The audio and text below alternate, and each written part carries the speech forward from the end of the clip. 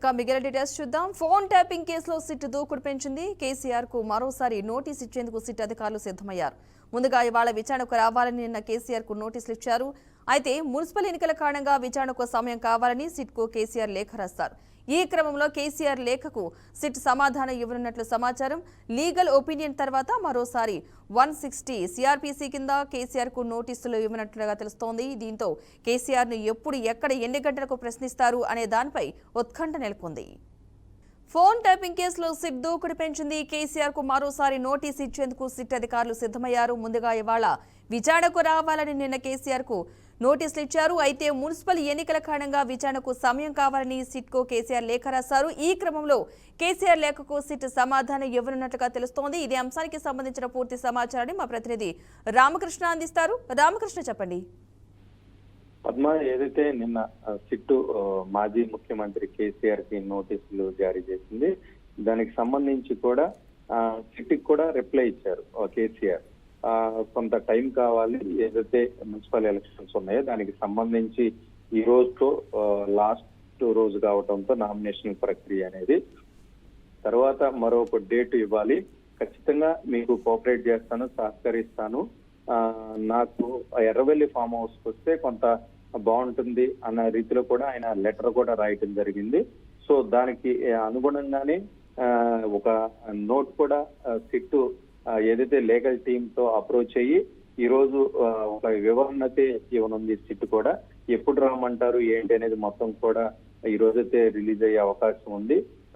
రెండు రోజుల్లో కేసీఆర్ కి సంబంధించి సిట్ కార్యాలయానికి రావాలా, లేదా హైదరాబాద్ లో నంది నగర్ లోనే విచారిస్తాం, నంది నగర్ లో అందుబాటులో ఉండాలి అని సిట్టు భావిస్తున్నట్టుగా కూడా తెలుస్తుంది. ఆ హైదరాబాద్ పరిధిలో మాత్రమే సిట్ ఎంక్వైరీ చేయనట్టుగా కూడా తెలుస్తుంది.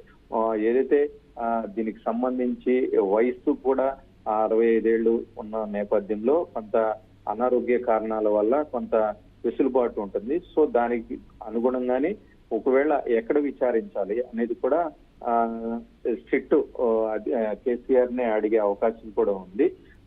కేసీఆర్ మాత్రం కొంత ఎర్రవెల్లి ఫామ్ హౌస్ కు వస్తే బెటర్ గా ఉంటుంది అనే ఉద్దేశంలో ఆయన లెటర్ లో కూడా కొంత మెన్షన్ చేసినట్టుగా కూడా తెలుస్తుంది. సో దాన్ని పరిగణనలోకి తీసుకుంటారా, లేదంటే హైదరాబాద్ కి ఖచ్చితంగా హైదరాబాద్ లోనే విచారిస్తామంటారా అనేది అయితే వేచి చూడాల్సిన పరిస్థితి ఉంది. సో మొత్తం మీద ఫోన్ ట్యాపింగ్ కి సంబంధించి తుది అంకానికి అయితే చేరుకుందని చెప్పుకోవచ్చు పద్మ. అయితే రామకృష్ణ, మున్సిపల్ ఎన్నికల కారణంగా అంటూ ఒక కారణం చూపించారు కాబట్టి మరి సిట్ మరొకసారి నోటీసులో ఏ డేట్ అనౌన్స్ చేయొచ్చు అని అనుకోవచ్చు అంటారంటే మినిమం ఎన్ని డేస్ ఇవ్వచ్చు అనుకోవచ్చు అన్నారు.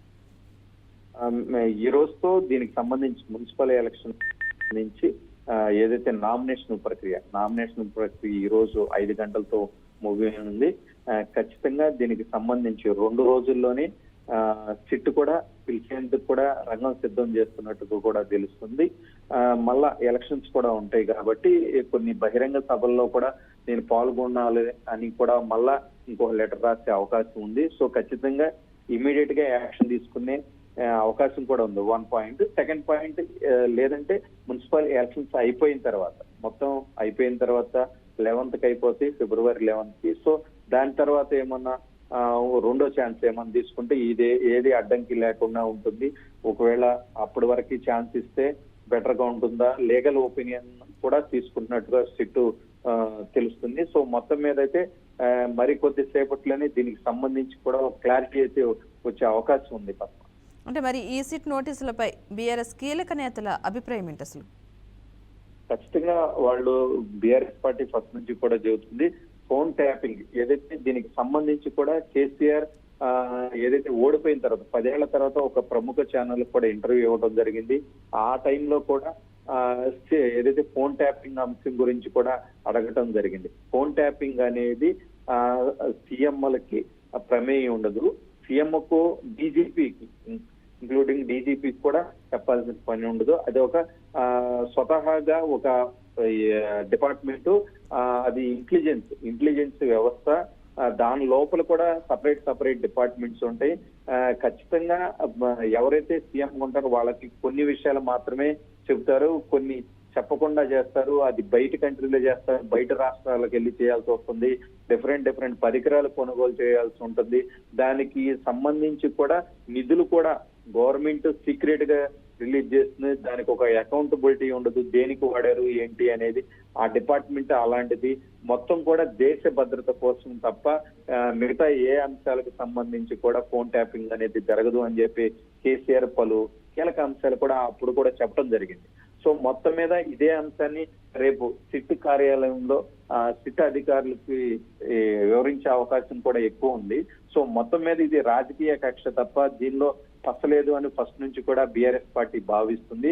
సో అదే కోణంలో రేపు దీనికి సంబంధించి సిట్ కార్యాలయంలో సిట్ ఏ విధంగా క్వశ్చన్ ప్రిపేర్ చేసింది, దానికి ఎలా ఆన్సర్ చేయాలని చెప్పేసి కూడా కేసీఆర్ న్యాయ నిపుణులతో కూడా ఇప్పటికే చర్చించినట్లుగా కూడా తెలుస్తుంది. సో కొన్ని ఏదైతే కీలక ఆధారాలు ఉన్నాయో ఆ కీలక ఆధారాలు ముందుంచి వాంగ్మూలాలు ఉన్నాయి. దాదాపుగా 600 మందికి పైగా వాంగ్మూలాలు ఉన్నాయి.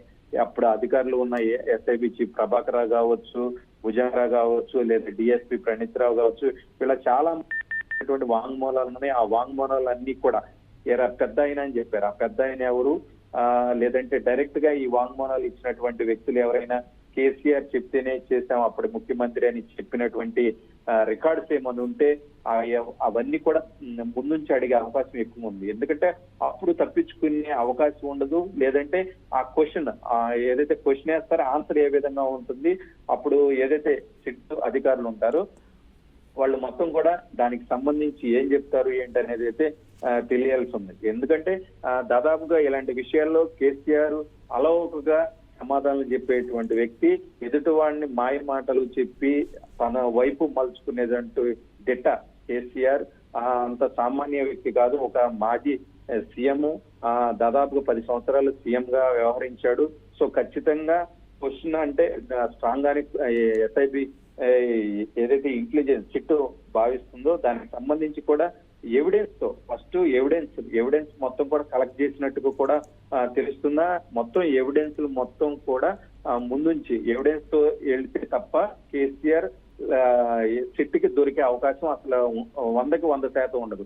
కేసీఆర్ ఒక మాటకారి, ఏ విషయాన్నైనా అలవోకగా ఇమ్మీడియట్ గా రియాక్ట్ అయ్యేటువంటి వ్యక్తి.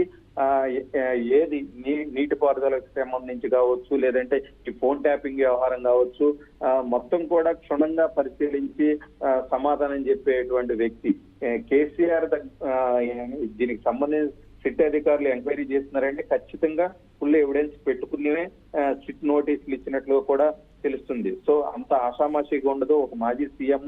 ఎందుకంటే ఏదైనా అటు ఇటు అయినా కానీ రాష్ట్రంలో అల్లకొల్లాలు సృష్టించే అవకాశం కూడా ఉంది ప్రతిపక్ష పార్టీ. ఎందుకంటే ఏది లేకుండా ఇప్పటికే నిన్న చాలా చోట్ల కూడా సీఎం దిష్టి బొమ్మలు కూడా దగ్ధం చేయడం జరిగింది. ఎలాంటి ఆధారాలు లేకుండా సిట్ ఎలా నోటీసులు ఇస్తుంది అనే ఉద్దేశంలో చాలా చోట్ల కూడా సీఎం దిష్టి బొమ్మలు కూడా దగ్ధం చేయాలి. సో ఆ విధంగా వెళ్లకుండా నెగిటివ్ ఇంపాక్ట్ కలగకుండా ఖచ్చితంగా మొత్తం ఫుల్ ఎవిడెన్స్ తోనే సిట్ రేపు కేసీఆర్ ని విచారించున్నట్లుగా కూడా తెలుస్తుంది. Padma. Right, thank you Ramakrishna.